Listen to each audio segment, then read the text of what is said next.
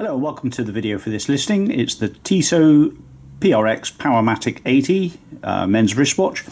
So what does it come with? It comes with the outer card, the top part of the box, the actual factory box, some inner cartons, the foam roll that sits in there for the watch to go round, spare links, 1, 2, 3, 4, 5 spare links, and the pin is at the end there.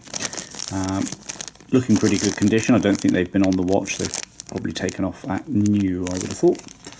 And the watch itself. So the PRX range launched only a year ago now, I think, something like that. But the PRX Powermatic 80 didn't come out until a bit later because it sports a very nice movement in the rear, and that has a specialized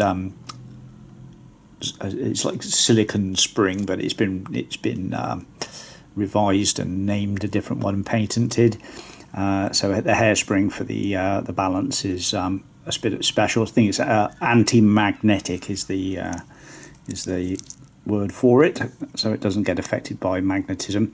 So the crown is just a standard non-screw down type, and it winds manually, and then adjustment for the date, and then the second pull is for adjusting the time, and the hands all spin as they should. So you can see this has got the waffle dial, it's got a sapphire crystal, there's a mineral exhibition case on the rear.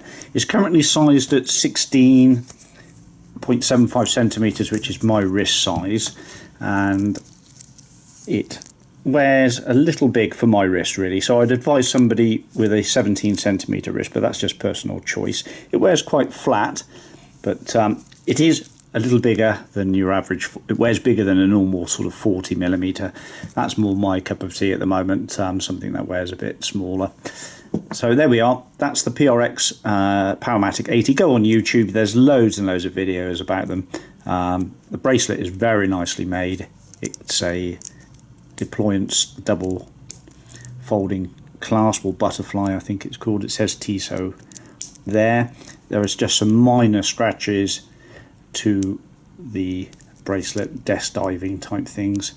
I've tried to picture them as best as possible. And one minor scratch to the watch head, and that's just on the bezel there at about 7 o'clock. Now it is very faint. It's not really visible unless you get an eyeglass out, so you need something like this to see it, but it's pretty small. But my macro shot will show what it's like, but you'll be lucky if you can see it in from wrist to eye distances. So there we are, lovely sweeping hand, and I think that's about it. Thanks very much.